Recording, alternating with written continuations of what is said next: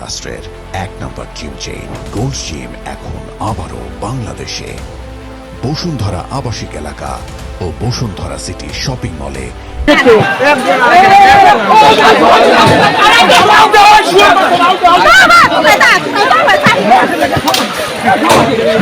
বাড়ি যে কাজী করলো তারা নিজেরা যে কাজটা করলো তাতে কিন্তু আমাদের ক্ষতি হয়েছে, আমাদের এবং গার্ডেনের ক্ষতি হয়েছে।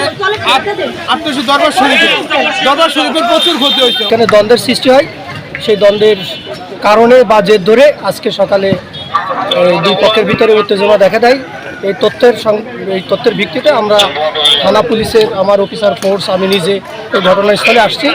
ঘটনাস্থলে এসে দুই পক্ষ যাতে নিবৃত্ত হয় সেই ব্যবস্থা করছি।